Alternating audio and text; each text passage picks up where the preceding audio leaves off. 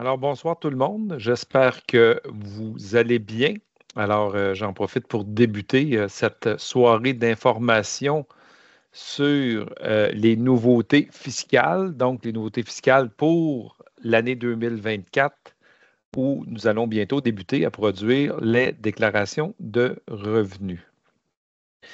Alors, nous avons trois soirées d'information virtuelle. Il y a celle de ce soir qui est 11 février. La semaine prochaine, le 17 février, on fera fiscalité et aînés et on aura une dernière rencontre fiscalité et décès pour le 25 février.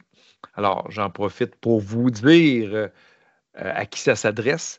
Donc, ces soirées-là s'adressent à ceux et celles qui préparent eux-mêmes leur déclaration de revenus ou qui le préparent pour des parents et amis. Donc, on ne vise pas des professionnels là, de la déclaration du revenu. Et qui fait ça, ces soirées virtuelles-là? Je vais vous les présenter dans quelques instants. Donc, c'est des passionnés de la fiscalité de l'Université de Sherbrooke, donc des collègues à moi qui se joignent pour faire quelques soirées comme ça à chaque année. Donc, quelques mots avant de présenter les collègues. Pourquoi la chaire en fiscalité et en finances publiques fait de telles activités? Il faut savoir que la chaire a pour mission donc de diffuser des connaissances sur les enjeux socio-économiques et en lien, pardon, avec la fiscalité et les finances publiques. Et il y a plusieurs objectifs qui relèvent de cette mission-là de la chaire et donc notamment faciliter l'accès et la compréhension aux politiques publiques. On pourrait dire qu'on est encore un peu loin là, de nos déclarations de revenus, mais on a aussi diffusé les connaissances auprès de décideurs, donc encore une fois, ce n'est pas vous, auprès de chercheurs, mais auprès d'un large public. Et c'est dans ce contexte-là, donc un peu, s'assurer que les mesures fiscales sont bien comprises pour un large public. C'est dans ce créneau-là qu'on s'insère pour faire nos soirées déclaration de revenus, notamment celles qui portent sur les nouveautés, comme aujourd'hui. Donc, en ce qui concerne le déroulement, euh, on a reçu une série de questions depuis l'inscription. Donc, on les a pris en compte dans la préparation de la soirée et on a quelques questions pour la fin, une fois qu'on a représenté les nouveautés. Et si au fur et à mesure là, qu'on vous explique les nouveautés de l'année, si vous sentez le besoin d'avoir des précisions, vous voyez en haut de votre écran, il y a quelques petits pictogrammes. Il y en a un qui ressemble à une bulle, là, donc j'ai encerclé en vert. Là, donc, vous cliquez sur cette bulle-là et vous allez écrire dans la boîte de discussion quelle est votre question et nous allons tenter d'y répondre.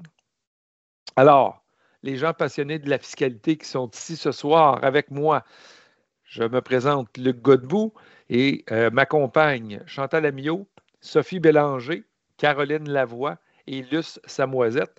Alors, à tour de rôle, tout à l'heure, ils vont intervenir et notamment, c'est Caroline là, qui va partir le gros de la présentation sur les nouveautés. Alors, il me reste peu de choses à vous dire, mais notamment vous dire que moi, je vais être votre gardien. Donc, quand les fiscalistes s'enflamment, des fois, ils ont un peu des acronymes jargon. Là. Donc, s'ils se mettent à parler de T1, TP1, de Annexe 3, etc., je vais les corriger pour que je vais leur demander qu'ils parlent plus clairement. Mais aussi, c'est même de manière générale, le langage fiscal, des fois, peut être hermétique. Donc, si on demande quel est votre revenu et quel est votre revenu, bien, il faut préciser, lorsqu'on parle de revenu total, de revenu net, de revenu imposable, ça n'est pas le même endroit dans la déclaration de revenus et ça n'a pas la même conséquence nécessairement. Même chose que lorsqu'on parle de crédit d'impôt, il faut s'interroger, est-ce que le crédit d'impôt est remboursable, non remboursable? Est-ce qu'il est reportable ou non reportable? Si on ne l'utilise pas cette année, est-ce qu'on va pouvoir l'utiliser dans le futur? Et le cas échéant, à certaines occasions, les crédits peuvent être transférables. Donc, je ne l'utilise pas, mais je peux le transférer à mon conjoint ou à mes parents, par exemple. Donc, c'est des éléments qu'on va aborder. Évidemment, il y a une série d'autres acronymes là, que je ne fais pas référence ici, mais j'en profite pour terminer sur cette diapositive-là. On se fait souvent là, pour poser la question, que ce soit pour un jeune enfant, un jeune adolescent ou pour quelqu'un qui a des faibles revenus, pourquoi on doit produire une déclaration de revenus? Donc, je vous dirais tout simplement, même quelqu'un qui a 16-17 ans, produire une déclaration de revenus. Si vous avez du revenu de travail, même si vous en avez trop peu pour payer de l'impôt, donc vous pouvez dire je n'aurais pas à produire, mais en produisant, ça vous amène le calcul de vos cotisations réelles. Et bien sûr, si vous avez 16-17 ans, même si vous faites seulement 5 000 vous dites, oui, mais moi, je ne cotiserai pas à Montréal, donc ça ne donne rien, je produise. Mais ces droits de cotisation-là vont vous suivre toute votre vie. Et donc, un jour plus tard, quand vous allez cotiser à votre REER, vous allez avoir le droit de cotiser davantage parce que vous allez avoir produit votre déclaration de revenus lorsque vous aviez 16, 17 ou 18 ans. Bon, il y a d'autres raisons également. Euh, Si on veut recevoir le crédit de TPS, on veut recevoir le crédit de solidarité, même si on est jeune, il faut produire, évidemment, même si on n'a pas d'impôt à payer, ça ouvre droit à une série de crédits prestations. Il reste également à vous présenter nos outils. Donc, en ce qui concerne nos outils, on a le guide des mesures fiscales qui se retrouve sur notre site web à la chaire. On a le guide des transitions de vie et on a un calculateur pour les crédits d'impôt qui sont un peu plus compliqués pour les aidants naturels. Donc, je vous les présente rapidement. Donc, si vous allez sur notre site web, donc en cliquant ici là, sur la pastille bleue, vous allez pouvoir accéder, lorsque la présentation sera en ligne, vous allez pouvoir accéder au guide des mesures fiscales ou taper directement sur le site de la chaire, guide des mesures fiscales, ça se trouve facilement. Et là, vous avez une série de fiches soit qui portent sur le soutien de revenus, soit qui portent sur les enfants, sur le travail, etc. Là, vous voyez, qui sont regroupées par thème. Et ces fiches-là, il peut y en avoir plusieurs. De la manière qu'elles sont conçues, si on cliquait là, sur santé, on aurait les crédits d'impôt pour frais médicaux, par exemple. Et la fiche est conçue pour vous l'expliquer comme il existe un crédit au fédéral et un à Québec. On vous explique les principes qui sont communs, on vous explique les différences s'il y en a, et, par la suite, on vous explique évidemment certaines particularités. Donc là, j'ai vu passer un message que vous ne pouvez pas voir la présentation. Euh, Nous, on va transmettre la présentation plus tard. Normalement, vous devriez la voir là, à l'écran. Moi, je la projette. Là.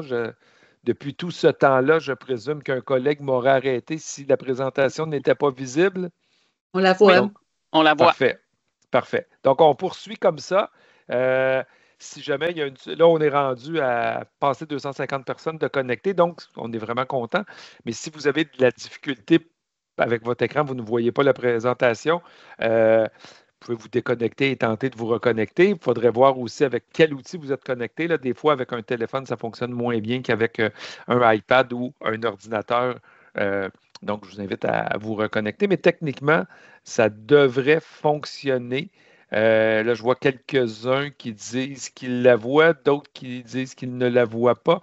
Donc, comme je vous dis, là, euh, nous, elle est visible. Mes collègues me confirment qu'elle est visible. Donc, je suis obligé de poursuivre. Et donc, je vous dirais, tentez de vous déconnecter et de revenir si vous voyez que vous ne voyez pas la présentation. C'est sûr que le support est assez important là, par rapport à ce qu'on va présenter dans les nouveautés parce qu'on s'appuie sur la présentation. Donc, il y avait, comme je vous disais, j'avais parlé donc du guide des mesures fiscales avec une série de fiches. Donc, on peut cliquer sur la pastille. Je reprends. Donc, le guide des transitions de vie. Encore une fois, on peut cliquer sur la pastille pour s'y rendre. Et là, vous vous trouvez avec une dizaine de transitions de vie. Donc, euh, par exemple, avoir son premier emploi, avoir un enfant, décéder, entreprendre des études, prendre sa retraite. Et là, il y a des situations, on explique par cas type.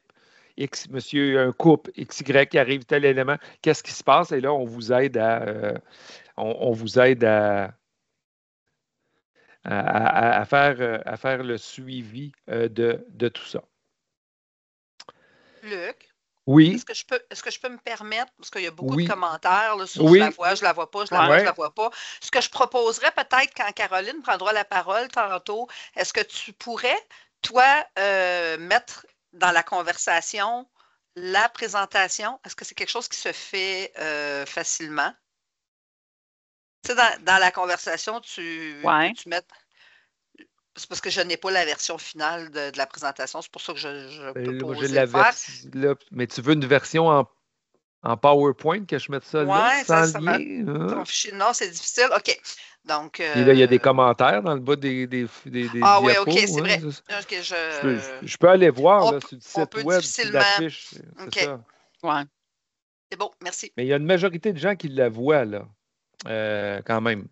Je ne sais pas. On peut essayer de la mettre en ligne puis essayer de mettre le lien, mais là, c'est sûr qu'en ce moment, je ne suis pas capable de faire les deux choses en même temps. Donc, calculateur, le troisième et dernier outil, calculateur des crédits d'impôt pour aidants naturels, c'est un outil qui est différent dans ce cas-là. Comme les crédits pour aidants naturels sont un peu complexes, on vous pose des questions et on vous accompagne en vous posant des questions sur ce calculateur-là. Et à fonction des réponses que vous donnez, on vous dit si vous êtes admissible ou non. Et on vous donne l'admissibilité à certains crédits d'impôt. C'est la façon qu'on procède à travers ce calculateur-là. Donc, encore une fois, la PASTIC vous permet d'accéder à ce simulateur. Donc, on arrive aux nouveautés fiscales, celles qui ont été annoncées ou qui ont débuté pour l'année 2024. Je vais laisser Caroline faire la présentation et je vais essayer de trouver une solution là, pour ceux qui disent qu'ils ne voient pas la présentation. Je vais essayer de trouver quelque chose là, à cet égard-là. Donc, Caroline, je te laisse aller. Merci. Parfait. Merci beaucoup, Luc. Donc, bonsoir tout le monde.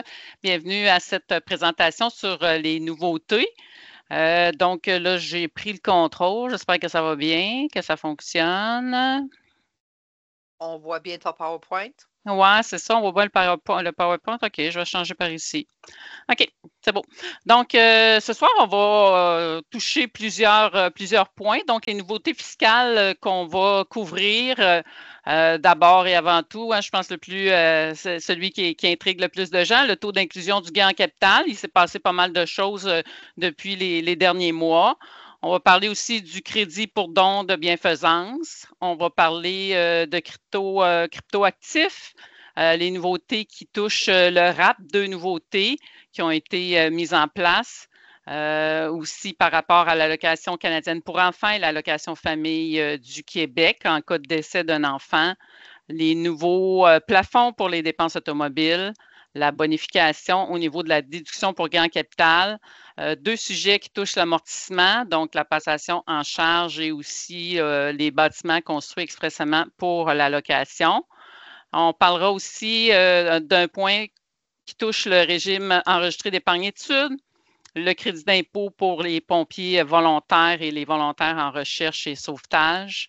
On touchera aussi les dépenses admissibles à la déduction pour produits et services au soutien de personnes handicapées, le crédit d'impôt pour l'exploration minière, crédit d'impôt relatif à un fonds de travailleurs. On fera un petit rappel rapide pour la Régie des rentes, les modifications qui ont été apportées l'an passé au niveau de la cessation des cotisations, la possibilité de cesser de cotiser à la Régie des rentes quand on a 65 ans et plus et qu'on retire la rente du Québec.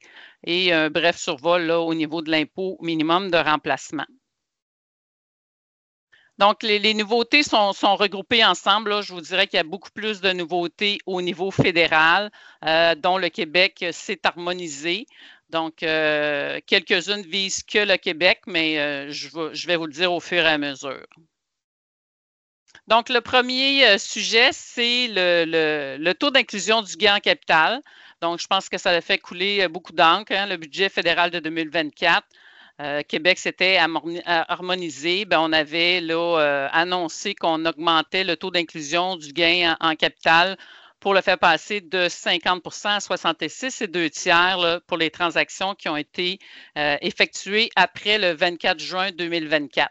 Donc, on aurait eu 2 taux d'inclusion, un premier pour du 1er janvier jusqu'au 24 juin à 50 et le deuxième partie là, du 25 juin jusqu'au 31 décembre à 66 et 2 tiers. Pour le particulier, ça prévoyait là, un seuil à 50 pour le premier, 250 000 de gains en capital. Donc, toute l'année 2024, c'est ce qu'on avait en tête. Par contre, au début de l'année 2025, comme vous le savez, il y a eu prorogation du Parlement par M. Trudeau qui a donné sa démission.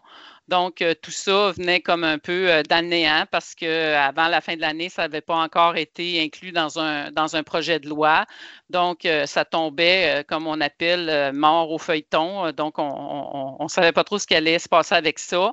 Par contre, la RC, elle a annoncé tout de suite dès le lendemain qu'elle allait administrer les changements là, au niveau du taux d'inclusion. Donc, ce qui avait été annoncé dans le budget, même si ça n'avait pas encore été inclus dans un projet de loi, ben ça allait rester, là, c'est l'ARC qui allait administrer tout ça. Donc, on a passé le mois de janvier comme ça pour arriver le 31 janvier. Le ministre des Finances du Canada a finalement annoncé qu'il reportait la mesure au 1er janvier 2026. Et encore là, on verra ce qui se passera avec ça, avec le prochain gouvernement qui sera en poste aux prochaines élections, s'ils conservent les mesures telles qui ont été proposées, s'ils les changent, s'ils abolissent complètement tout, on ne le sait pas encore vraiment, mais pour l'instant, 2024, pour vos impôts 2024, il n'y a pas à considérer le 66 et 2 tiers, c'est du 50 qui s'applique pour tout gain en capital réalisé durant l'année. Québec s'est aussi harmonisé. Là, quelques jours plus tard, Québec a annoncé qu'il s'harmonisait au report à l'année 2026. Donc, 2024-2025, on reste avec le taux d'inclusion à 50 %. En parallèle avec ça, je ne sais pas si on voit, voyez-vous le commentaire qui est à côté? Chantal? Ou tu vois juste le PowerPoint? Je vois le PowerPoint. OK, tu vois juste ça, tu ne vois pas le commentaire à côté? Non. OK, super. Moi, dans mon écran, c'est ce que je vois. OK. Donc, en parallèle à ça, le 31 janvier, ben, quand le ministre des Finances a décidé de reporter au 1er janvier 2026, donc l'ARC a annoncé qu'elle allait accorder un allègement là, des pénalités pour production tardive et aussi des intérêts sur les arriérés là, afin de donner plus de temps aux contribuables là, pour produire leur déclaration d'impôt. Donc, ceux qui sont touchés par le gain en capital, ceux qui auront une annexe 3 dans la déclaration d'impôt fédérale à remplir, qui est l'annexe pour le gain en capital, bénéficieront d'un allègement. Excusez, on vient de voir me brasser mon chat. On bénéficiera d'un allègement au niveau des intérêts et de la production tardive, là, les pénalités. Donc, pour l'allègement, là, on aura jusqu'au 2 juin pour le particulier, sans que les pénalités et les intérêts s'appliquent. On aura jusqu'au 2 juin pour produire la déclaration d'impôt. Mais là, ici, c'est pas pour tout le monde, c'est les particuliers qui sont visés par cette mesure-là. Donc, on présume que ceux qui avaient à déclarer un gain en capital, eux auront la possibilité d'avoir jusqu'au 2 juin pour produire sans pénalité.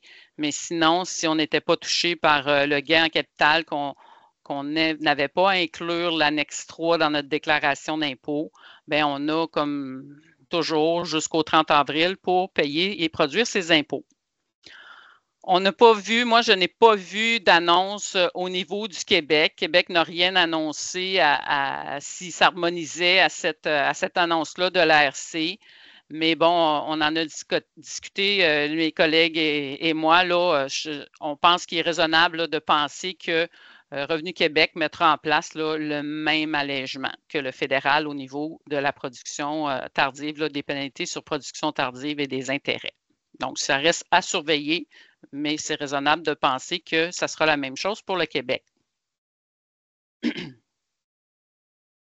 En ce qui concerne le crédit pour dons, donc, dans un communiqué, l'ARC avait annoncé le 30 décembre, Québec s'est aussi harmonisé, qu'on prolongeait le délai pour la déclaration d'impôt pour les dons de bienfaisance pour l'année 2024. Donc, tous les dons faits durant l'année 2024, ainsi que les dons faits dans les 2 premiers mois de l'année 2025, donc en janvier et en février 2025, pourront être appliqués à la déclaration d'impôt 2024. Donc, cette prolongation-là vise un peu à atténuer là, les répercussions de l'interruption de 4 semaines là, du service postal. Donc, le gouvernement pense que les gens n'ont pas eu suffisamment de temps peut-être pour bien planifier leurs dons. Donc, on donne la possibilité de mettre tous les dons qui ont été faits en janvier et février 2025. On pourra les mettre à la déclaration d'impôt 2024, les considérer là, dans le calcul du crédit d'impôt. Est-ce que je peux ajouter une petite précision? Ben oui, vas-y. Peut-être juste faire attention si vous faites des dons au travail, par exemple, via des prélèvements à la source directement sur votre paye. Mais les dons qui seront faits en janvier, février, sont sur la paye de 2025, ça va aller dans votre déclaration d'impôt 2025. Okay? Ça ne peut pas être mis en 2024. Et la même chose, si, par exemple, il y a une personne qui est décédée en 2025 et qui avait un don par testament, ces dons-là non plus ne peuvent pas aller en 2024 et devront aller en 2025. Fait qu'il y a une petite précision au niveau des dons. Essentiellement, c'est plus au niveau des dons qui vont être faits via déduction à la source sur votre paye. Sinon, les autres dons que vous faites par chèque ou par virement électronique, celles-là, vous pouvez les mettre en 2024 ou en 2025 si vous préférez. Exact. Merci beaucoup, Chantal. C'est bon. Autre nouveauté vise les crypto-actifs. Donc, peut-être vous dites, ça ne me touche pas, mais dans les crypto-actifs, il y a la crypto-monnaie, tout ce qui est le Bitcoin et tout ça. C'est apparu l'année passée, ça vise la déclaration du Québec. L'année passée, dans la déclaration 2023, il y avait eu l'ajout d'une case, la case 24, dans la déclaration générale TP1, où on devait cocher si on avait reçu, aliéné, vendu, cédé, échangé, etc., de la monnaie virtuelle. Donc, il fallait cocher la case simplement. Cette année, en 2024, il faut toujours cocher cette case-là, mais en plus, on a un nouveau formulaire à remplir, le formulaire TP 21.4.39.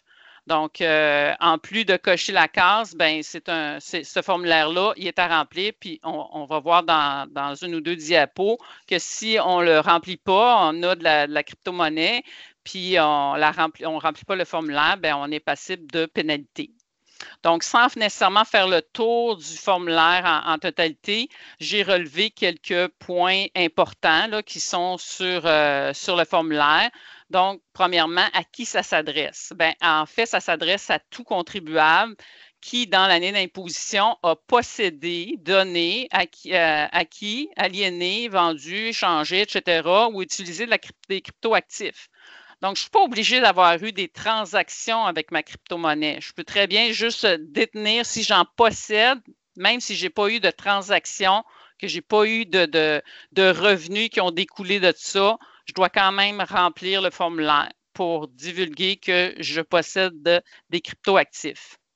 Donc, le terme crypto-actif, qu'est-ce que c'est exactement? Ça désigne un bien qui est la représentation numérique d'une valeur et qui existe seulement à une adresse numérique d'un registre distribué.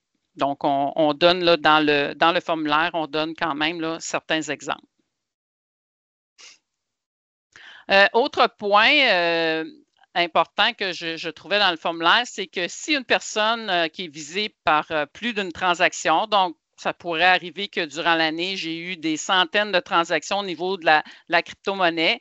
Je ne vais pas aller détailler dans mon formulaire chacune de ces transactions-là. Donc, ce qu'il faut plutôt faire, c'est de joindre au formulaire un état détaillé des transactions qui ont été effectuées pour chaque type de crypto-actif.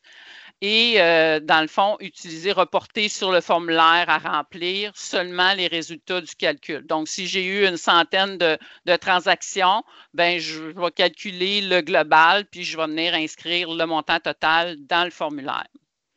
Comme je vous disais tout à l'heure, c'est passible de pénalité. Donc, si j'omets de produire le formulaire TP 21.4.39. Je vous rappelle que nul n'est censé ignorer la loi. Donc, si j'omets de le produire parce que je ne savais pas, je suis passible d'une pénalité de 25 $ par jour jusqu'à concurrence de 2 500 $, donc 100 jours de retard.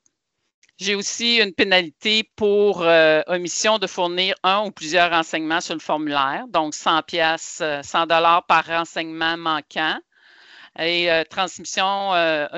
type de transmission d'un ou plusieurs renseignements erronés, donc je ne dis pas la vérité, donc 100 $ par renseignement erroné. Donc, je pense que c'est important, si vous détenez de la crypto-monnaie, là, de porter une attention particulière là, à ce formulaire-là pour pouvoir respecter là, les règles fiscales.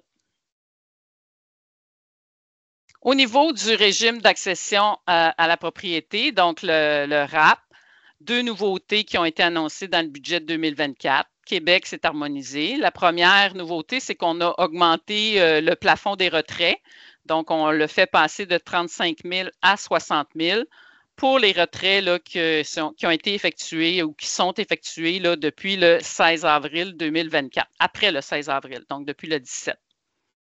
Ce qui veut dire qu'un couple ou 2 personnes qui achètent une résidence ensemble, bien, chacun pourra retirer 60 000 $. Donc, ça fait 120 000 $ pour un couple là, qu'on peut retirer des REER là, pour donner la mise de fonds. Autre modification au régime, c'est qu'on est venu introduire un allègement temporaire au niveau du remboursement. Généralement, quand on fait le retrait d'un RAP, on doit commencer à rembourser les sommes qu'on a décaissées. On le rembourse sur une période de 15 ans et les remboursements commencent à la 2e année qui suit le retrait. Donc, l'allègement qu'on est venu proposer, c'est que ça va plutôt commencer à la 5e année après le retrait. Et c'est pour les retraits qui ont été effectués entre le 1er janvier 2022 et le 31 décembre 2025. Donc, la période de remboursement reste toujours de 15 ans, mais au lieu de commencer à la 2e année après le retrait, elle va commencer à la 5e année. Ce qui veut dire, par exemple, si j'ai effectué un retrait RAP en 2022, bien, la première année de remboursement va être 2027 au lieu de 2024. Donc, ça me donne un délai supplémentaire là, pour pouvoir le rembourser. Au niveau des allocations pour enfants, donc, nouveauté aussi du budget 2024, ce qu'on est venu faire, c'est qu'on est venu prolonger de 6 mois l'admissibilité à l'allocation dans le cas de décès d'un enfant. Donc, j'aurai droit à l'allocation pour chaque mois au cours de la période là, qui sera déterminée en fonction de l'âge de l'enfant de ce mois, comme s'il était toujours en vie. Fait que, dans le fond, je vais continuer pendant 6 mois suivant le décès à recevoir l'allocation canadienne pour enfants. Auparavant, c'était l'allocation canadienne a cessé le mois suivant le décès. Et si je recevais des sommes, si j'oubliais d'aviser le gouvernement, j'oubliais d'aviser l'ARC, ben, je devais rembourser les sommes. Donc là, je suis toujours tenue d'aviser l'ARC dans le mois, avant la fin du mois suivant le décès de l'enfant, mais je continuerai à avoir droit à l'allocation pendant 6 mois suivant le décès. C'est le même principe au niveau de l'allocation famille là, du côté du Québec en cas de décès. Donc, Revenu Québec va maintenir les versements d'allocation famille durant le trimestre où le décès s'est produit, peu importe leur fréquence, parce que dans le fond, l'allocation famille, on peut la recevoir mensuelle ou de façon trimestrielle. Donc, les sommes là, qui vont être, Retraite Québec va verser l'allocation famille là, pendant un trimestre, tout le trimestre suivant le décès de l'enfant. Au niveau des plafonds pour la dépense automobile, donc, c'est les nouveaux plafonds. À chaque année, bon, ça change. Depuis les dernières années, on a eu plusieurs modifications. Donc, j'ai fait ici un petit résumé là, de ce qui était pour 2024 et ce qui est maintenant pour 2025. On vous a aussi indiqué le montant par kilométrage pour les frais médicaux, les frais de déménagement quand on utilise la méthode simplifiée. Donc, lorsque le déplacement débute au Québec, donc c'est 58 sous du kilomètre qu'on peut utiliser. Pour les repas, c'est toujours 23 $ par repas. Donc, c'est ça. Ça regroupe l'information là, si vous en avez besoin. Autre nouveauté qui avait été annoncée dans le budget fédéral, c'est la bonification de la déduction pour gain en capital. Donc, la déduction pour gain en capital, c'est une déduction qui est permise dans le calcul du revenu imposable lorsque je dispose de certains types de biens. Dans ça, il y a les biens agricoles, les biens de pêche et les actions de petites entreprises. Donc, j'ai des règles à rencontrer qui me permettent d'exenter jusqu'à un certain montant là, de gains en capital. Malgré qu'on ait repoussé le report, qu'on ait reporté l'augmentation du taux d'inclusion au 1er janvier 2026, bien, la bonification qu'on avait annoncée dans le budget fédéral de 2024, ça, c'est resté. OK? Donc, j'ai 2 montants possibles en 2024. Donc, les transactions de biens admissibles à la déduction, celles qui sont produites du 1er janvier au 24 juin, ben, ma déduction maximum, mon plafond, c'est 1 16 836. Et pour les dispositions qui sont survenues du 25 janvier jusqu'au 31 décembre, mon plafond est 1 250 000. Donc, le plafond d'1 250 000 restera également pour l'année 2025. Et à partir de 2026, il recommencera à être indexé là, comme les autres valeurs là, de crédit ou de déduction. Donc, ça sera important. C'est un élément à faire attention dans la préparation de déclaration d'impôt. C'est la date à laquelle la transaction est survenue. Parce que si j'ai vendu un bien admissible en février 2024, ben, si j'ai eu 3 millions de gains en capital, ben, c'est 1 16 836 que je vais pouvoir exempter. Je ne pourrais pas aller utiliser là, 1 250 000.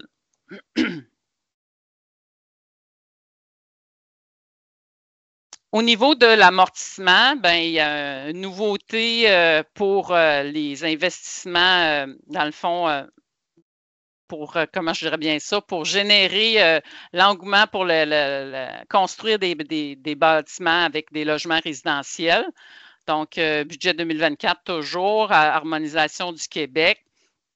Donc, pour cette mesure-là, ce que ça fait, en fait, c'est que ça va venir augmenter le taux d'amortissement. Lorsque je possède un immeuble locatif, que je construis un immeuble locatif, mon taux d'amortissement de dépenses, c'est de 4 %.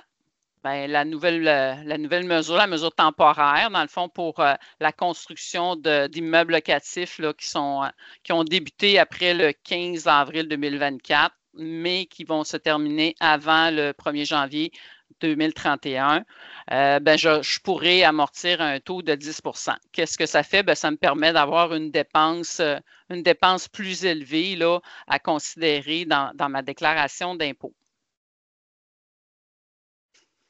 Qu'est-ce qui est visé par la mesure? Donc, les biens admissibles, ben, c'est d'une part, ça doit être un bâtiment qui a au moins 4 logements locatifs ou plus, dont au moins 4 avec une cuisine, une salle de bain, un espace habitable privé. Donc, je pourrais avoir des locaux commerciaux, des logements commerciaux, mais il faut que j'ai au moins 4 logements locatifs, habitables, privés, là, résidentiels, avec tout compris, là, la cuisine, la salle de bain et tout ça. Ou bien, ça peut être un bâtiment qui contient au moins 10 chambres ou suites privées. Naturellement, ces chambres-là ne doivent pas être mises à la disposition de voyageurs ou de vacanciers. Donc, ça ne peut pas être un bâtiment là, que je servirais pour du Airbnb, là, par exemple.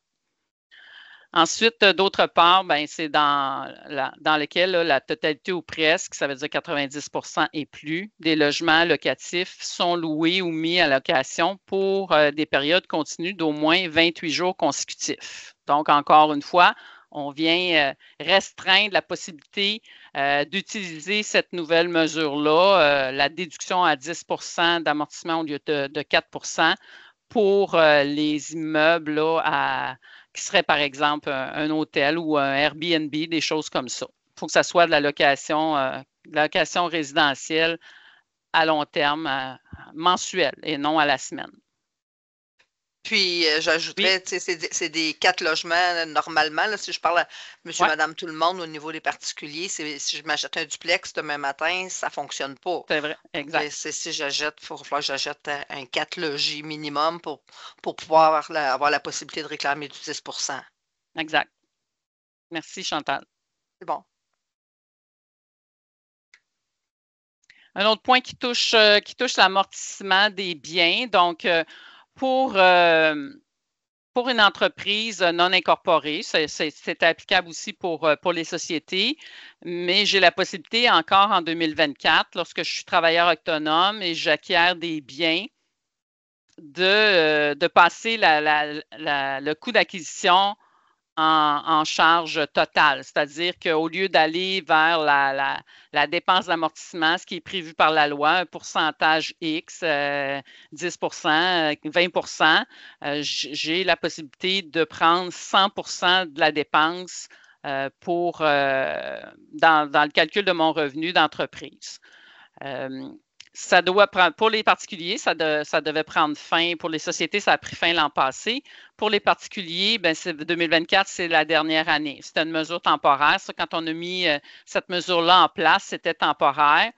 Et donc, ben, le budget 2024 est venu ajouter des biens, là, 3 types de biens, les brevets, les logiciels informatiques, le matériel informatique. C'est pour qu'on puisse avoir là, la dépense en totalité là, dans la déclaration de revenus. Donc, ça s'applique aux biens acquis là, pas après, mais le 16 avril 2024, date du budget, et doivent être mis en service avant le 1er janvier 2017. Par contre, ce qu'il faut penser, c'est que, étant donné que le Parlement a été prorogé là, jusqu'au 24 mars, ben, que le gouvernement va tomber à la suite de ça, ben, il n'est pas certain qu'un prochain gouvernement va continuer là, avec cette optique-là. Même chose, il y a eu, la prochaine diapo, là, il y a eu aussi des mesures qui ont été annoncées dans la mise à jour économique du mois de décembre 2024, à l'effet qu'on prolongeait là, la passation en charge immédiate des biens, des nouveaux biens acquis là, au niveau de l'amortissement. Ben, tout ça, on ne sait pas. C'est comme un peu dans le néant. Tout porte à croire que ça va rester parce que habituellement, là, historiquement, les propositions fiscales qui ne sont pas controversées sur un plan politique sont toujours respectées là, à la suite d'un changement de gouvernement.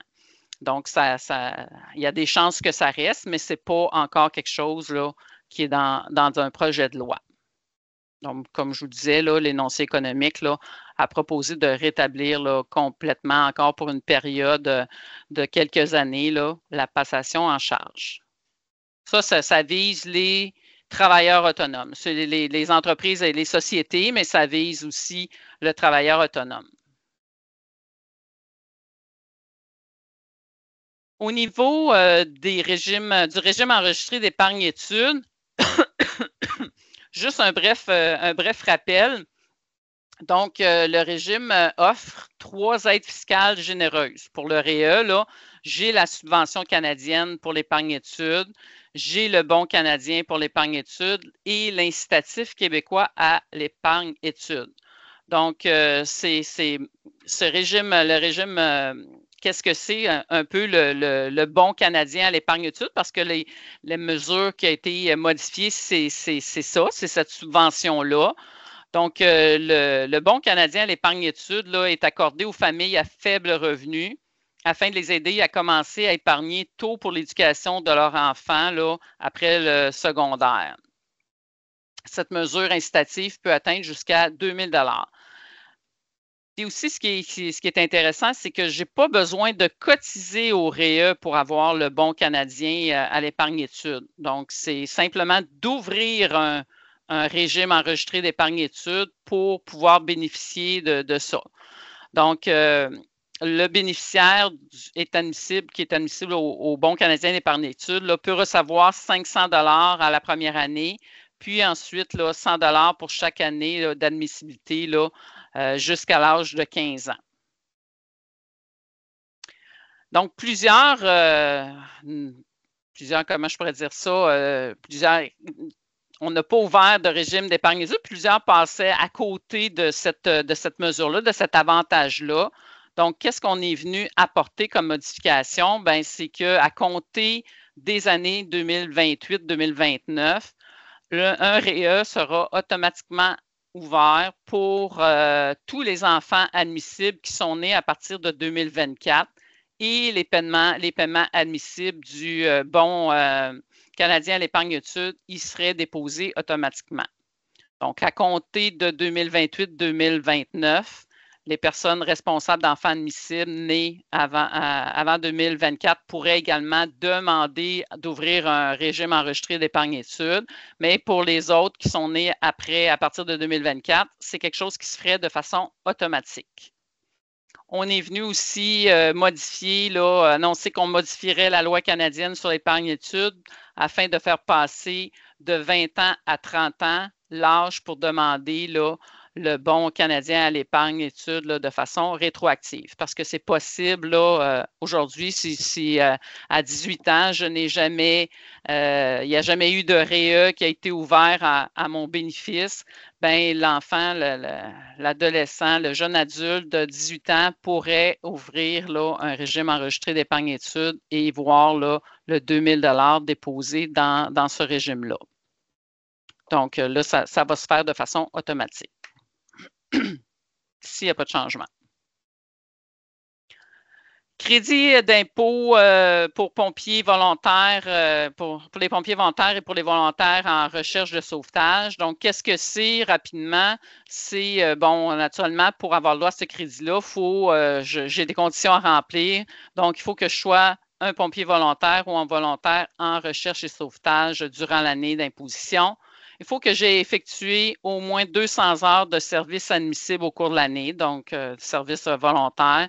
Je dois obtenir une attestation par écrit confirmant le nombre d'heures de service admissible. Donc, la confirmation, c'est soit si je suis pompier volontaire, c'est soit par le chef pompier qui vienne attester que j'ai fait au moins 200 heures de service admissible.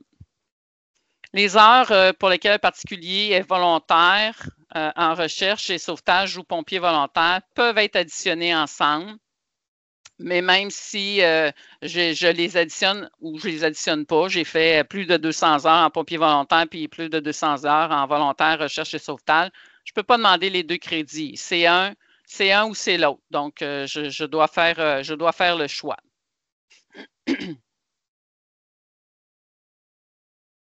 Donc, la nouveauté par rapport à ça, donc, c'est que le budget fédéral de 2024 a bonifié le crédit.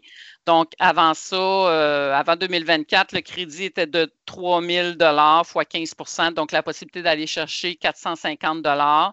Donc, pour 2024, ça sera maintenant 6 000 $. Donc, 6 000 fois 15 %, donc ça me donne 900 $ de crédit d'impôt au fédéral. Pour ce qui est du Québec, Québec ne s'est pas harmonisé à cette mesure-là annoncée par le fédéral parce que Québec avait déjà indexé l'an passé son crédit d'impôt de son côté parce que le crédit d'impôt existe également du côté du Québec et Québec avait devancé le gouvernement fédéral au niveau de l'indexation. Donc, Québec avait bonifié son crédit l'an passé, le faisant passer de 3 000 à 5 000 et par la suite, après, à compter de 2024, une indexation annuelle, ce qui fait que pour 2024, le crédit du Québec a une valeur de 5 254, fois 14 qui est le taux de crédit au Québec. Donc, je ne sais pas comment ça donne. Je n'ai pas fait le calcul, mais c'est ce que je peux obtenir. Ensuite, autre nouveauté qui vise la déduction pour produits et services de soutien aux personnes handicapées. Donc, ça, c'est peut-être une déduction un peu moins connue. C'est une déduction qui existe au fédéral et au Québec. Donc, ça vise une personne qui a une déficience des fonctions physiques ou mentales, mais elle peut déduire les dépenses qu'elle engage dans l'année pour lui permettre soit de travailler, de fréquenter un établissement d'enseignement, de faire la recherche pour laquelle elle a reçu une subvention. Donc, c'est seulement la personne handicapée qui peut demander le montant. Donc, si j'ai un enfant à charge pour lequel, bon, des dépenses auraient été engagées, moi, en tant que parent, je ne peux pas demander la déduction. C'est vraiment la personne handicapée qui demande la déduction dans sa déclaration d'impôt. Lorsque je veux demander la déduction, je dois remplir un formulaire là, que dans la déclaration du fédéral, c'est le formulaire T929. On vous a mis un lien au niveau des biens admissibles. Qu'est-ce que c'est exactement?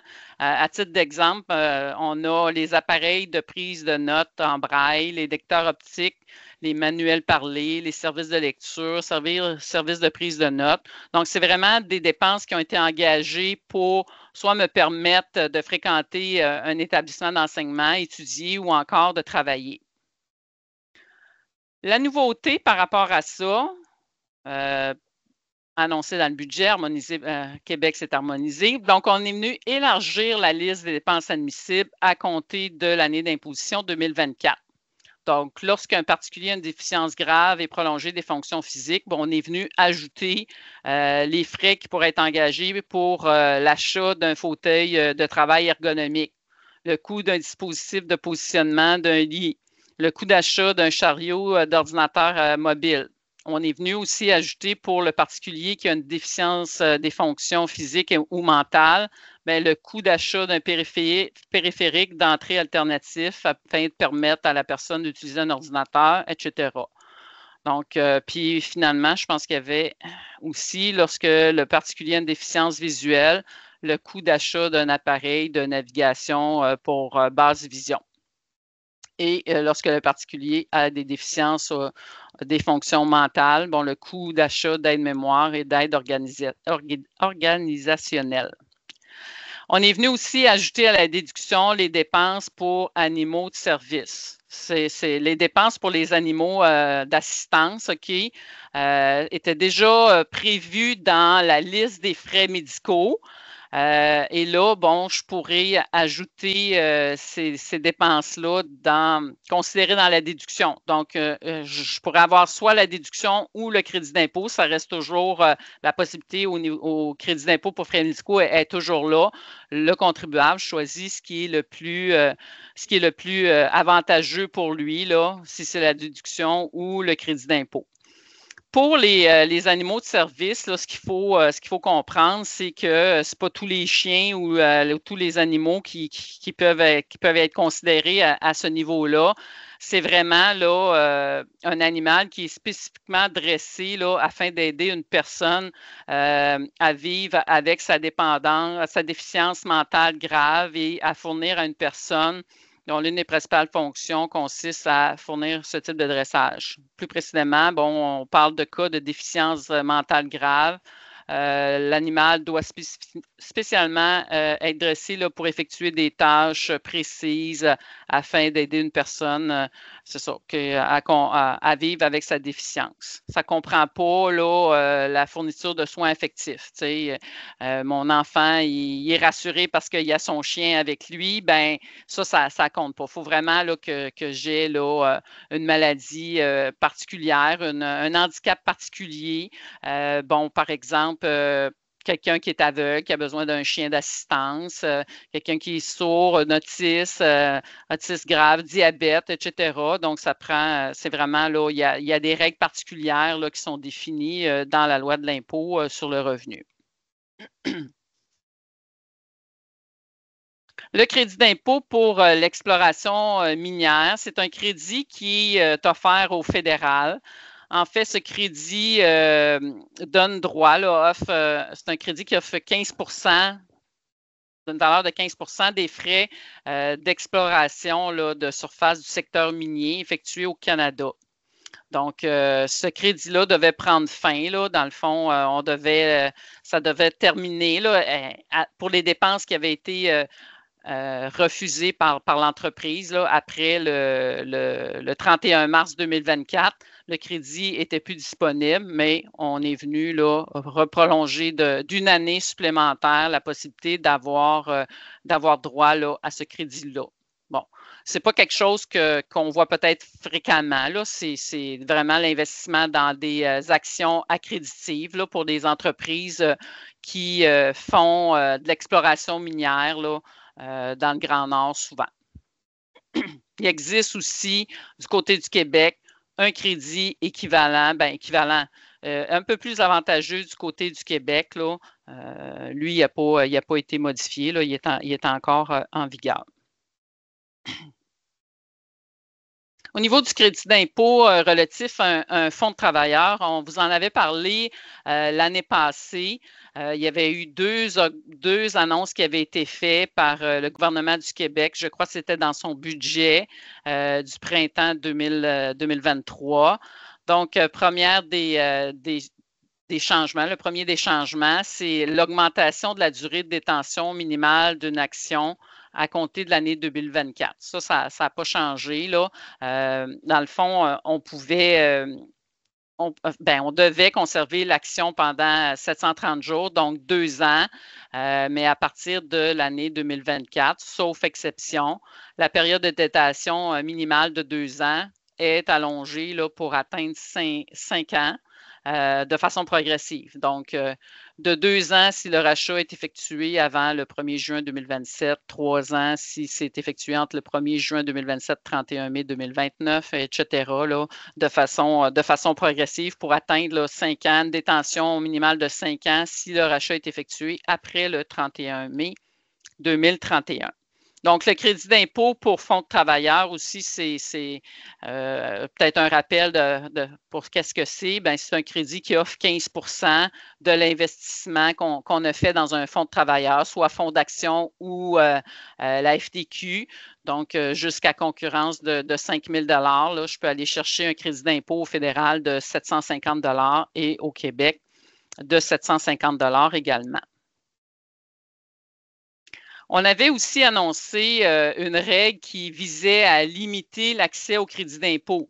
Donc, ça devait s'appliquer à compter de l'année d'imposition 2024 par rapport là, aux actions de fonds de travailleurs acquises après le 31 décembre 2023.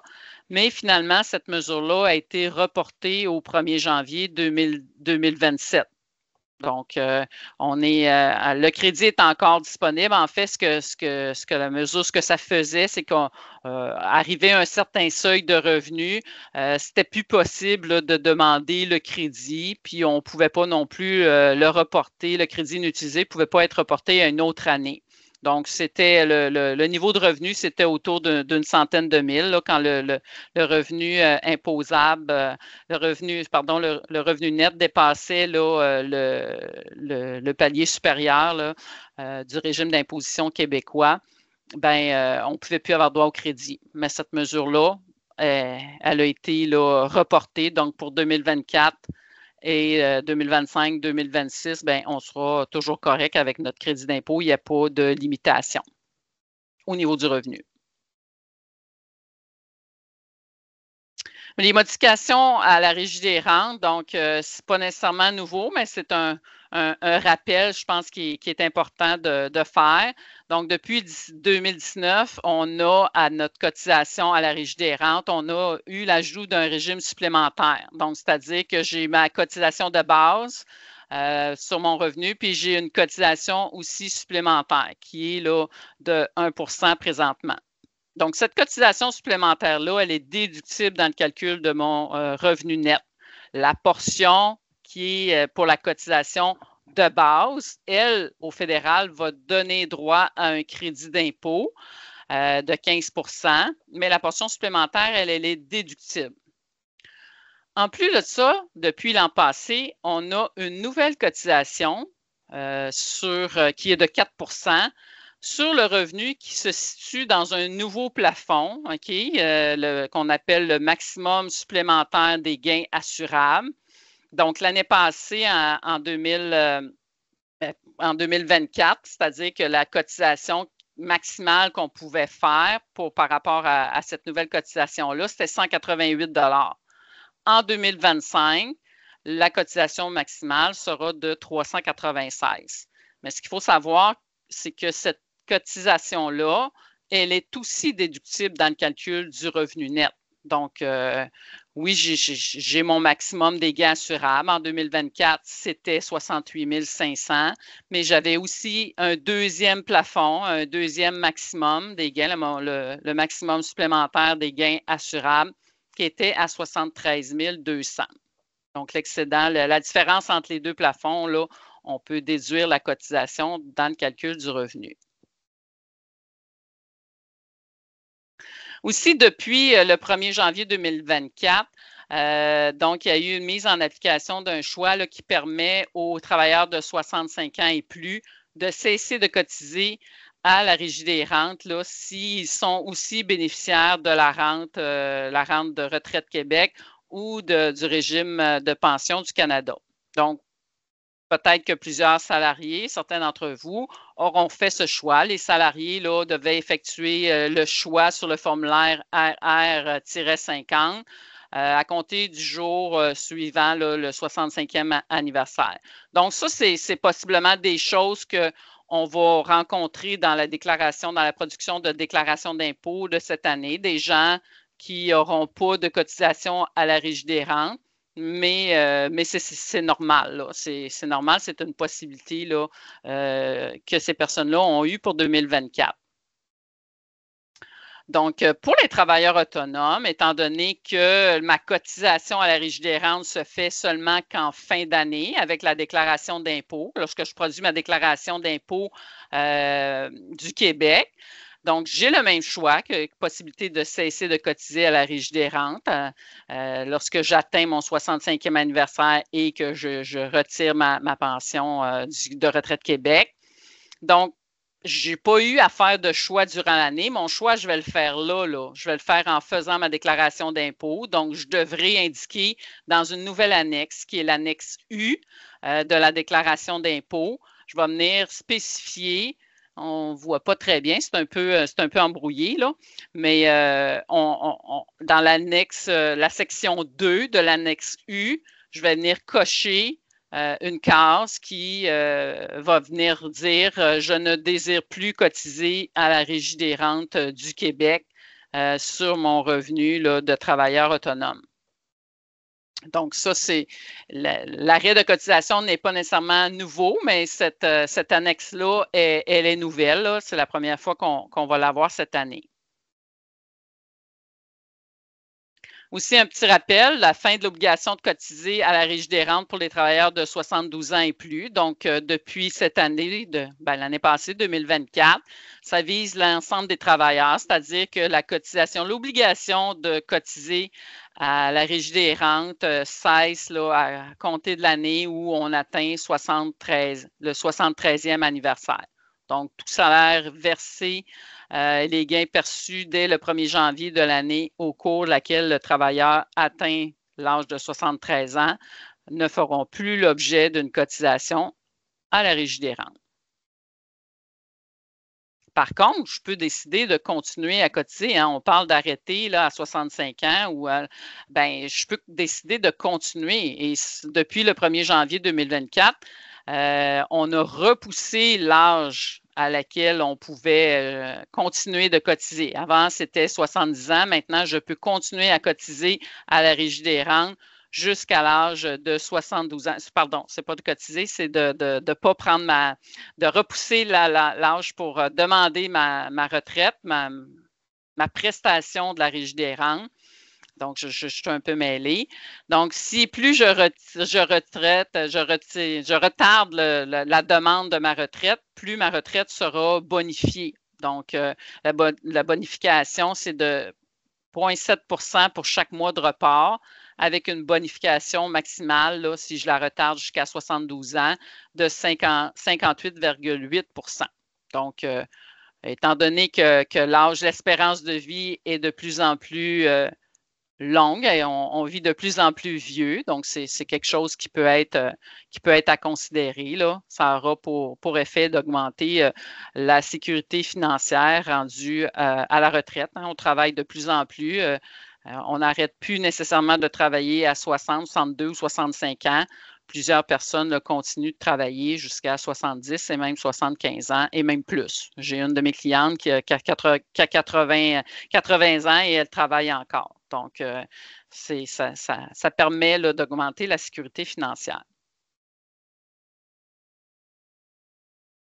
Dernier petit sujet concernant les nouveautés pour 2024. Donc, c'est l'impôt minimum de remplacement. C'est des nouveautés qui ont été annoncées en 2023. De nouvelles nouveautés aussi ont été annoncées dans le budget de 2024. Je n'ai pas l'intention de faire le tour de ça nécessairement. L'impôt minimum de remplacement, c'est un calcul qui est assez technique. On ne va pas rentrer dans les détails de ça, sauf que là où je voulais attirer votre attention, bon, c'est les nouveaux changements qui ont été annoncés dans le budget 2024, mais aussi par le fait que ces modifications-là, qu'est-ce que ça a comme impact? Bien, en fait, ça va faire en sorte que je vais avoir moins de situations où l'impôt minimum de remplacement va s'appliquer, mais ça va aussi générer des situations où avant, j'en avais pas, mais maintenant, je vais en avoir. Donc, si on fait un peu un bref résumé de ce que c'est l'impôt minimum de remplacement, bien, on ne le voit pas toujours l'impact de ça. C'est un calcul parallèle qui se fait dans la déclaration d'impôt. Tant que mon impôt fédéral normal est supérieur à l'impôt minimum de remplacement, je ne vois pas apparaître cette notion-là. Mais dès que mon calcul d'impôt minimum de remplacement est plus élevé que mon impôt fédéral de base, normal, si on peut dire, bien, je dois payer cet impôt-là. C'est un impôt qui est temporaire et qui est récupérable. Dans le fond, j'ai 7 années pour la récupérer. Mais c'est ça, c'est présent dans toute déclaration d'impôt. Souvent, on la voyait, l'application de l'impôt minimum de remplacement, dans les situations où j'utilisais la déduction pour gain en capital. Hein, tantôt, on en a parlé quand je disposais d'un bien admissible, là, bien agricole, de pêche et tout ça, là, que je venais exempter un gros gain en capital. Bien, je voyais l'apparition de cet impôt-là, l'impôt minimum de remplacement. Je voyais aussi au niveau des dividendes, le versement de dividendes déterminés. Arrivé à un certain seuil de dividendes, bien, l'impôt minimum de remplacement pouvait s'appliquer. Dans le fond, là, ce que ça va avoir comme impact, c'est que même lorsque je vais vendre un immeuble locatif ou un bâtiment ou peu importe, un terrain, dès que je vais avoir un gain en capital, l'impôt minimum de remplacement ne s'appliquera plus seulement lorsque je vais avoir la déduction, lorsque je vais utiliser la déduction pour gain en capital. Hein, avant, en pratique, on avait un peu cette mécanique-là de dire, on a utilisé la déduction pour gain en capital, peut-être que je vais avoir de l'impôt minimum de remplacement. Mais maintenant, j'ai fait des petits calculs. Mettons que je vends un bien, un immeuble locatif ou n'importe quel autre qui génère un gain en capital de 425 000, bien, je vais avoir l'apparition de l'impôt minimum de remplacement. Avant ça, j'en avais pas. OK? Je n'avais pas l'application de cet impôt-là, mais à partir de 2024, lorsque j'aurai un gain en capital d'environ 425 000 et plus, ben, j'aurai l'application de l'impôt minimum de remplacement. À l'inverse, moins de situations où l'IMR s'applique, c'est-à-dire que avant ça, auparavant, lorsque j'avais un gain admissible à la déduction pour gain en capital, lorsque mon gain était d'environ 200 000, j'avais l'application de l'impôt minimum de remplacement. Maintenant, ben, je pourrais avoir là, un gain jusqu'à 500 000, un gain relatif à un bien admissible à la déduction pour gain en capital. ça va aller jusqu'à 500 000 avant que l'IMR, l'impôt minimum de remplacement, s'applique. Donc, d'un côté, je vais avoir moins de situations, mais de l'autre côté, j'ai des situations où ça ne s'appliquait pas avant, mais ça s'applique maintenant. Donc, on vous a mis des liens là, pour avoir de l'information par rapport à ça. Là. Comme je vous dis, c'est quelque chose d'assez complexe, donc je n'irai pas nécessairement plus dans les détails. J'ai envie de dire que oui. c'est vive les logiciels. Oui, exactement. Tu as bien raison. Vive les logiciels parce qu'on n'y arrive pas, je pense, même en tant que fiscaliste, c'est quelque chose qui est complexe à comprendre. Donc, ça faisait le tour des nouveautés pour 2024. On a retenu quelques points des nouveautés à surveiller qui vont s'appliquer à compter de l'année d'imposition 2025. Donc, le premier, c'est notre beau crédit pour la prolongation de carrière. Donc, la mise à jour économique de l'automne du Québec a apporté plusieurs modifications qui seront applicables à compter de l'année d'imposition 2025. Donc, pour nos déclarations d'impôt de 2024, il n'y a pas de problème. C'est toujours la même façon de le calculer. Ça s'applique aux personnes de 60 ans et plus. Mais à compter de 2025, si on regarde un peu les modifications qui ont été annoncées, c'est qu'on va hausser l'âge d'admissibilité de 60 à 65 ans. Donc, mon travailleur de 60 à 64 ans n'aura plus le droit au crédit pour la prolongation de carrière. On est venu aussi augmenter le montant de l'exclusion des premiers dollars de revenus de travail admissible. Donc, avant, c'était 5 000 $. Maintenant, à compter de 2025, ça sera 7 500 et ce montant-là sera indexé annuellement. Ensuite, on est venu apporter modification montant admissible de revenus, montant maximal de revenus admissibles pour lequel le crédit est calculé. Lui, il va être bonifié, donc il passe de 11 000 à 12 500, indexé annuellement à compter de 2026. Le seuil de revenus sera aussi de 40 925 à 56 500, donc indexé annuellement aussi, à compter de 2026. Réduction s'effectuera désormais en fonction du revenu net individuel. Donc, présentement, le calcul pour le crédit prolongation de carrière se calcule seulement en fonction du revenu de travail admissible. Donc, je peux avoir un revenu net à 200 000, mais si j'ai un revenu de travail pas 60 000, mais à 32 000, je vais avoir le droit au crédit d'impôt pour la prolongation de carrière parce que présentement, mon crédit se calcule pour l'année 2024, se calcule sur le revenu de travail admissible, mais à compter de 2025, ça va être le revenu net individuel. Donc, moins de situations, moins de personnes vont pouvoir y avoir droit. Ensuite, le taux de réduction applicable va être haussé de 5 à 7 %. Il y avait une règle là, applicable aux travailleurs nés avant le 1er janvier 1951. Cette règle-là sera abolie. Ce qui fait que ça va changer passablement le visage du crédit d'impôt pour la prolongation de carrière, là, ce qui fait que plusieurs personnes qui y avaient droit, qui y auront droit en 2024, n'y auront plus droit en 2025.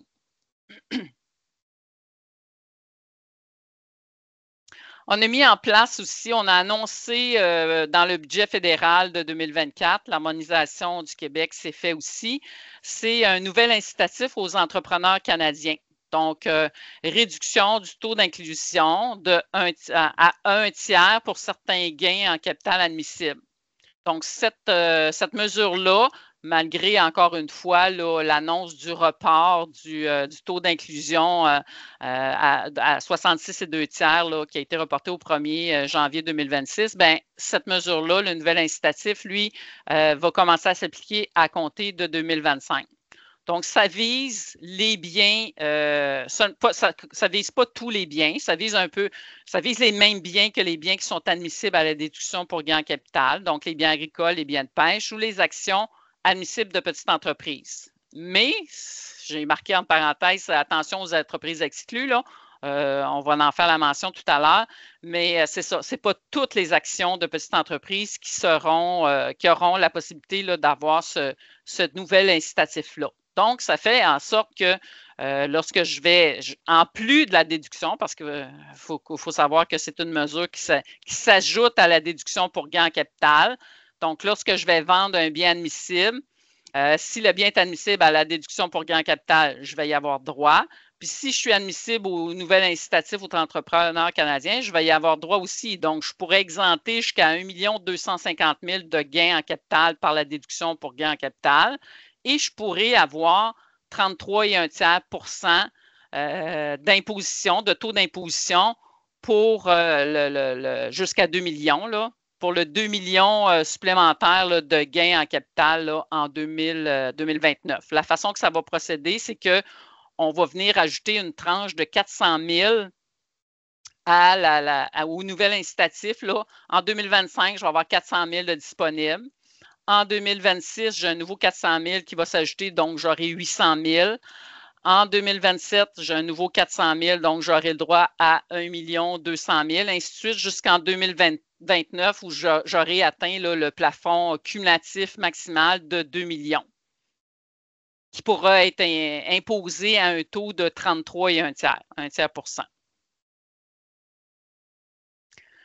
J'aurai des petites contraintes, donc des petites restrictions. Donc, je devrais, en plus d'avoir vendu un bien admissible, je devrais tout au long de la période de 24 mois, d'au moins 24 mois précédant la disposition du bien. Donc, il fallait que je détienne au moins 5% des actions émises et en circulation qui comportaient plein droit de vote. J'avais au moins 5% de participation dans une société de personnes ou je détenais au moins 5% de la juste valeur marchande totale là, en participation. Je devrais aussi avoir une période d'au moins 3 ans où j'aurais participé activement de façon régulière et continue là, aux activités de l'entreprise. Donc, si je suis un actionnaire passif, comme on pourrait dire, là, je suis là juste parce que j'ai investi de l'argent dans l'entreprise, ça ne fonctionnerait pas. Donc, il faut que j'aille participer là, pendant une période d'au moins 3 ans dans les activités de l'entreprise. Puis là, quand on parle, tantôt, je disais, c'est pas toutes les entreprises, les actions de petites entreprises qui vont être admissibles. Dans les entreprises exclues, on en a plusieurs. On a la pratique professionnelle d'un comptable, d'un avocat, d'un notaire, médecin, dentiste, vétérinaire, etc. Une entreprise dont l'actif principal est sa réputation, le savoir, les compétences d'un ou plusieurs employés. Toute entreprise qui offre la prestation de services consultatifs, les services financiers, tous les services liés aux assurances, la prestation de services liés à des biens, à l'achat, à la vente, à la location de biens immobiliers. Donc, on vient en enlever plusieurs là, qui ne seront pas admissibles au nouvel incitatif là, aux entrepreneurs canadiens. Donc, cette mesure-là reste à surveiller pour l'année 2025. Avec le changement de gouvernement aussi, là, on verra qu'est-ce qui va en advenir. Prestation canadienne pour les personnes handicapées. Donc, c'est une nouvelle prestation qui devrait débuter à compter de juillet 2025. Donc, projet de règlement de la prestation a été publié là, dans l'année 2024. Il y a eu une période là, où les gens pouvaient donner des commentaires et le nouveau règlement devrait là, voir le jour là, d'ici les prochaines semaines, prochains mois. Donc, qu'est-ce que ça va, qui va être admissible à ça exactement? C'est personnes âgées de 18 à 64 ans, résidents du Canada. Faut la personne, il faut qu'elle soit citoyenne canadienne, résident permanent, personne protégée. Détenir un certificat valide pour le crédit d'impôt aux personnes handicapées. Donc, la personne doit avoir un handicap physique ou mental et avoir produit sa déclaration de revenus auprès de l'Agence du revenu du Canada pour l'année d'imposition précédente. Donc, la production de la déclaration d'impôt 2024 va déterminer mon admissibilité aux prestations de juillet 2025 à juin 2026. Bon, quand sera-t-il possible de demander la prestation? Le processus de demande n'est pas encore entamé. OK? Donc, de plus en plus d'informations là, sur le processus de demande vont être communiquées là, sur les pages web là, de la prestation. Donc, peut-être à surveiller si ça vous touche particulièrement. Les personnes devront passer par Service Canada pour présenter leur demande. Montant de la prestation, donc qu'est-ce que ça va être? En fait, la prestation, elle va être conçue de manière à ce que ça soit payant pour une personne handicapée d'aller travailler. OK? Le projet de loi prévoit qu'une personne pourra gagner du revenu sans être pénalisée au niveau de la prestation. OK? Ça va être la même chose pour un couple. Puis si je gagne plus que mettons le 10 000 ou le 46 500 pour les conjoints, ben, je vais avoir une réduction qui va se faire. Là. Je ne perdrai pas tout d'un coup la prestation. Là. Je vais la perdre de façon graduelle.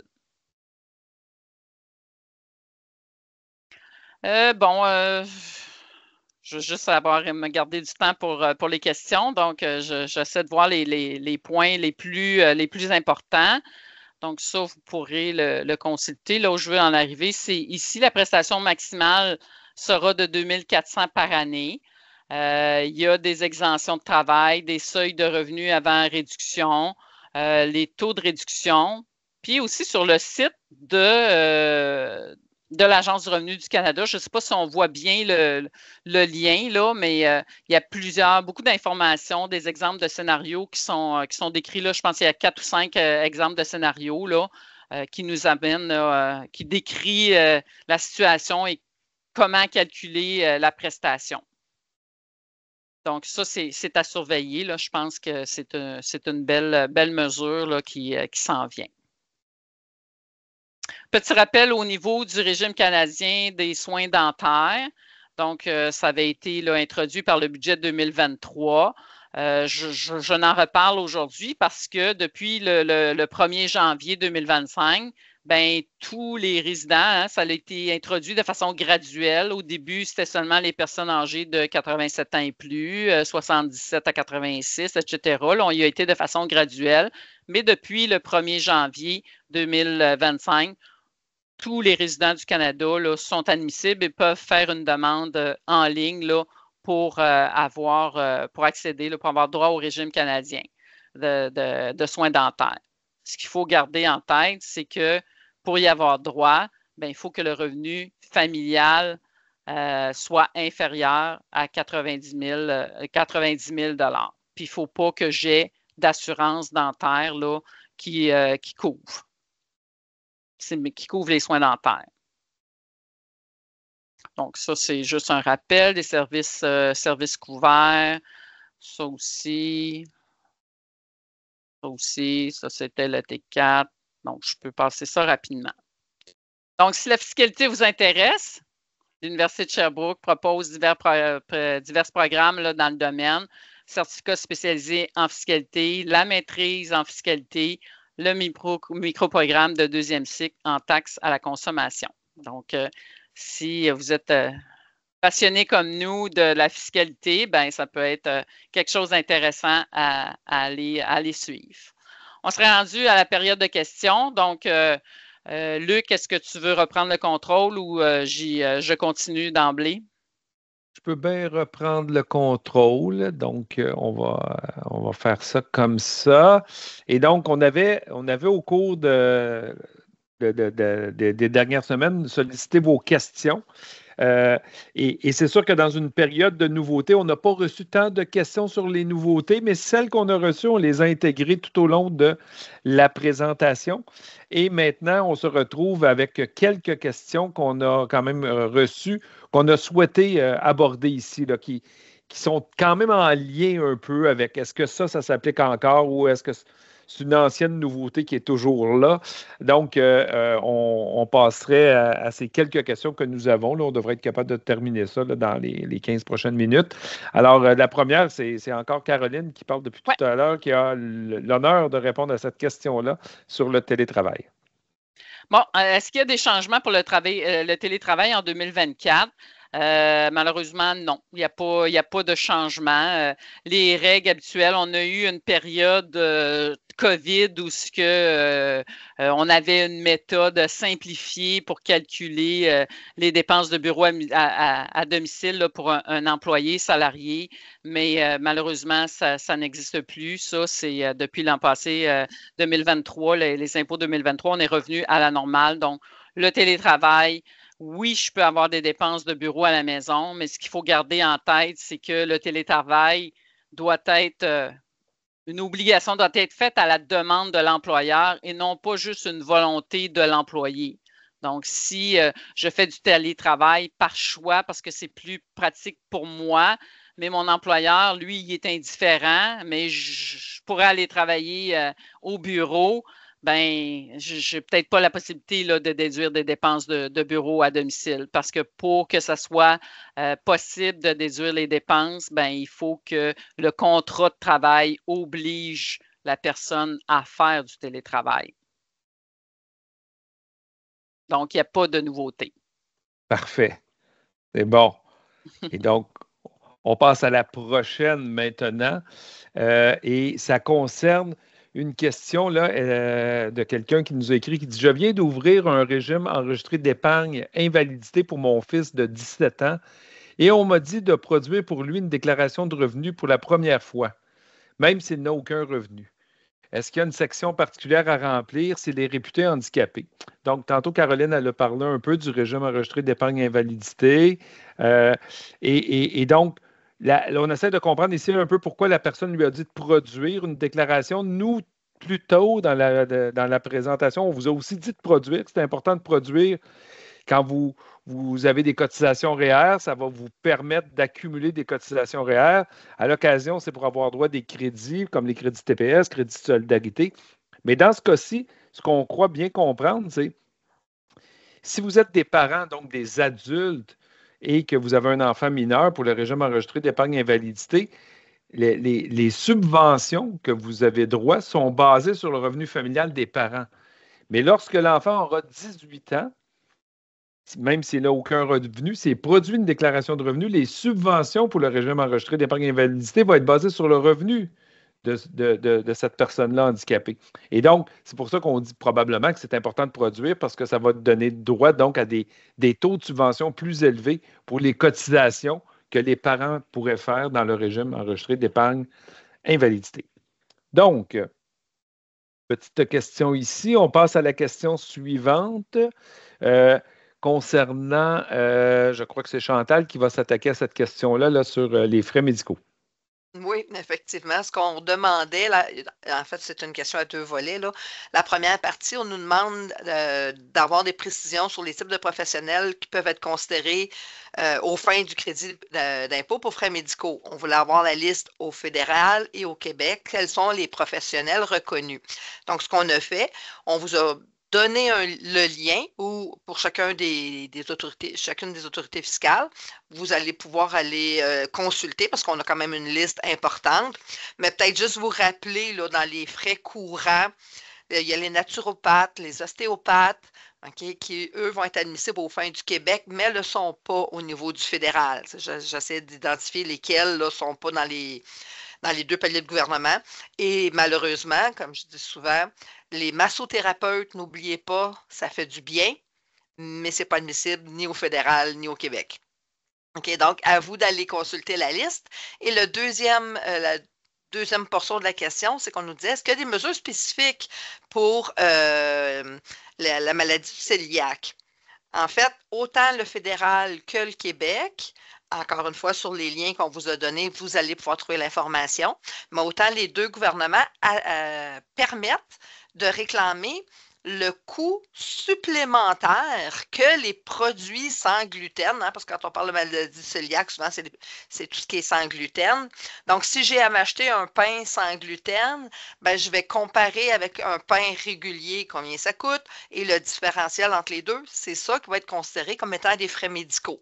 Donc, c'est la même mesure au fédéral et au Québec. Bon, maintenant, on pourra s'amuser à dire comment on fait pour pour compiler tout ça, vous regarderez sur le site, on vous donne un petit exemple au fédéral de comment quelle information on vous demande de conserver pour être en mesure de prouver. Puis, petite parenthèse, si vous achetez un pain sans gluten, par exemple, pour une personne qui est atteinte la maladie cœliaque, il faut prendre juste pour cette personne-là et non les tranches de pain que les autres membres de la famille vont utiliser. Donc, voilà pour cette portion-là de frais médicaux. Donc, on arrive à la prochaine question que ma collègue Sophie va répondre là, concernant un crédit là, pour les nouveaux diplômés en région. Donc, oui. Donc, on fait référence ici là, au crédit d'impôt du Québec, crédit d'impôt non remboursable pour les nouveaux diplômés qui travaillent dans une région ressources éloignées. La question qui est posée, donc, c'est savoir, est-ce qu'un travailleur autonome qui, dans le fond, va s'installer en région éloignée peut avoir droit à ce crédit? Malheureusement, la réponse, elle est non. Donc, c'est vraiment un crédit qui s'applique aux nouveaux diplômés qui vont travailler là, dans des régions, là, ressources qui ont été identifiées, mais ça vise un emploi. Donc, il faut vraiment occuper un emploi dans ces régions-là, un emploi admissible, et le calcul du crédit va se faire sur le salaire admissible. On vous a mis le lien sur un article là, sur le site de la chaire où on vient tout vous expliquer le paramètre du calcul. Fait que je vous invite là, à aller voir pour avoir plus de détails, par exemple, sur les régions qui sont visées là, pour ce crédit-là. Merci Sophie. On arrive à une question donc qui concerne un peu la résidence principale et c'est ma collègue Luce là, qui s'est offerte pour y répondre. Donc, on va laisser Luce y aller. Merci, bonjour tout le monde. Alors, la question, c'est que j'ai vendu ma maison en 2023 pour acheter un condo. Ce condo acheté en 2023 était revendu en 2024. Depuis en 2024, j'ai acheté un autre condo. Est-ce qu'il y a des règles que je devrais savoir en lien avec ces achats, ces ventes? Pourrais-je utiliser l'exemption pour résidence principale relativement à la vente de mon condo en 2024? La première chose, c'est que la première résidence qui a été vendue en 2023, on n'a pas tous les renseignements. Donc, on va présumer qu'elle était admissible à l'exemption de résidence principale. Donc, le gain aurait été exempté pour cette résidence-là. Pour le condo acheté en 2023 qui a été revendu en 2024, bien là, il s'agit de la règle de revente précipitée. Alors, première chose qu'il faut savoir, c'est que si on a acheté un immeuble et on l'a revendu à l'intérieur de 365 jours, ça s'appelle donc la revente précipitée. Et à ce moment-là, il y a une présomption dans la loi qui dit que ce n'est pas du gain capital, mais c'est plutôt un revenu d'entreprise. La conséquence, c'est qu'on devra ajouter 100% du gain dans le revenu et donc ce ne sera pas admissible à l'exemption de résidence principale. Dans le lien qu'on vous donne, il y a quand même des exceptions. Là, si, par exemple, la disposition en 2024 a été en raison d'un échec du mariage, d'un décès, d'une faillite, d'une sécurité financière personnelle précaire, bien, il va falloir donner des explications aux deux ministères pour pas que la disposition de la revente précipitée s'applique. Mais donc, vous pourrez voir les exemptions. L'autre chose importante aussi que je voulais vous mentionner, c'est que si on a détenu le bien plus que 365 jours puis on le vend après 400 jours, par exemple, la règle de la revente précipitée ne s'appliquera pas. Par contre, les règles générales vont s'appliquer et les règles générales, je vous dirais, faites attention aux flips, ceux qui font des flips, des achats et des reventes de maison à plusieurs reprises, mais pour eux aussi, ça pourra devenir du revenu d'entreprise, et ce ne sera pas éligible comme exemption de résidence principale. Voilà. Parfait, merci Luce. Il nous reste qu'une dernière question auquel on voulait répondre, mais c'est quand même une question complexe, là, puis c'est abordé plusieurs fois là, autour de la résidence principale. Donc, je vais laisser Caroline nous exposer un peu cette question-là sur, encore une fois, les résidences principales et une maison achetée en 2008. Oui, merci Luc. Donc, la question, j'ai acheté une maison en 2008 qu'on appellera la première maison et une autre en 2021, la deuxième. On a habité personnellement la première maison jusqu'à décembre 2020. En janvier 2021, on a déménagé dans la deuxième maison et on a commencé à louer la première maison. Donc, on a changé l'usage de la résidence. La première maison, je l'utilisais de façon personnelle à titre de maison de résidence principale. Et là, en 2021, je commence à la louer à un tiers, à quelqu'un. Donc, j'ai changé l'usage de ma maison. Elle ne sert plus à des fins personnelles, mais bien à des fins de gagner un revenu. En septembre 2024, la personne a vendu la première maison. Donc, est-ce qu'il y aura un gain en capital sur la vente de la maison? Donc, si on fait un bref rappel, l'exemption pour résidence principale, je peux l'utiliser plus d'une fois, mais je ne peux pas l'utiliser à l'égard de 2 résidences pour la même année d'imposition. Donc, pour les années 2021, 22, 23, 24, je possède 2 maisons. J'ai ma première, ma deuxième maison. Il y en a une que je loue, il y en a une que j'habite à des fins personnelles. Bon, c'est sûr qu'on serait tenté de dire la maison qui est louée, ben, les années 2008 jusqu'à 2020, il n'y a pas de problème. Je pourrais exempter mon gain. Mais de 2021 à 2024, là, ce qu'il faut se poser comme question, est-ce que au moment que j'ai changé l'usage de mon bien, que j'ai commencé à l'utiliser pour gagner du revenu locatif, est-ce que je m'étais prévalu des choix fiscaux pour venir considérer ne pas avoir changé l'usage? Parce qu'en fait, à partir du moment où je change l'usage d'un bien, j'ai une disposition réputée à la juste valeur marchande. Donc, on manque un peu d'informations pour bien répondre à la question. Donc, qu'est-ce qui s'est passé en 2021 quand j'ai fait le changement d'usage? Est-ce que j'ai considéré la disposition dans ma déclaration d'impôt? Est-ce que j'ai fait les choix pour justement ne pas considérer cette disposition-là? Donc, je présume que les choix n'ont pas été faits. Si tel est le cas, ben, il y aura un gain, là.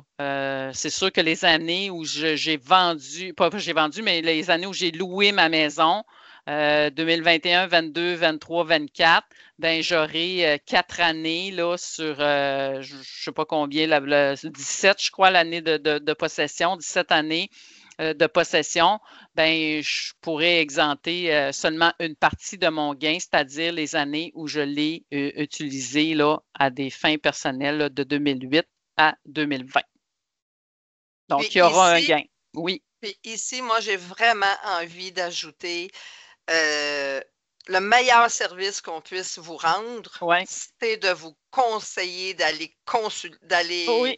d'aller rencontrer quelqu'un qui va être capable de vous aider à Ouais. faire les meilleurs choix et avoir la meilleure réponse en fonction Ouais. des vrais coûts, des vraies valeurs marchandes, etc.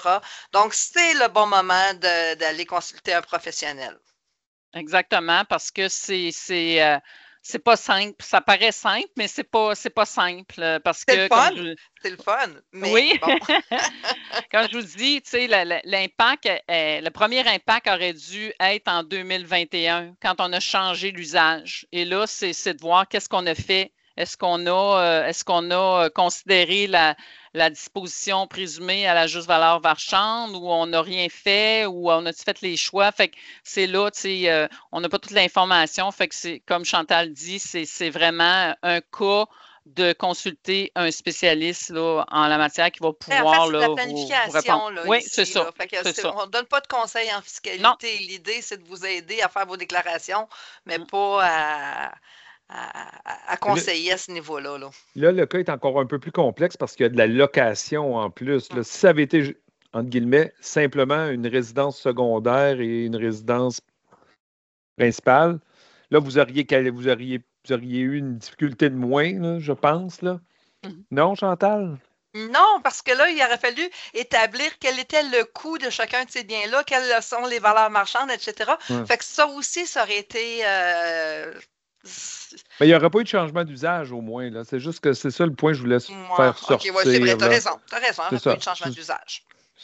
Là, il y a une complexité de plus dans la question avec le changement d'usage. Mais malgré tout, effectivement, il faut établir le coût des biens à chaque fois que ça amène déjà un peu de complexité. Exact. Donc, ça terminerait nos questions et toute la couverture des éléments de nouveauté. Alors, on vous remercie et on a une prochaine thématique qui va concerner la fiscalité et les aînés, donc le 17 février, comme j'ai mentionné tout à l'heure. Et on a une thématique qu'on n'a jamais couverte, mais qu'on va faire cette année, donc la fiscalité, produire des déclarations de revenus dans un contexte de décès. Donc, ça sera le 25 février prochain. Donc, on vous invite à vous inscrire à ces activités-là si ça vous intéresse. Encore une fois, ce n'est pas pour des experts qui produisent déjà des déclarations pour, par exemple, des situations de personnes décédées, mais c'est pour ceux qui veulent mieux en connaître sur le sujet parce qu'ils veulent aider un ami ou parce qu'ils ont des connaissances de base sur ces éléments-là.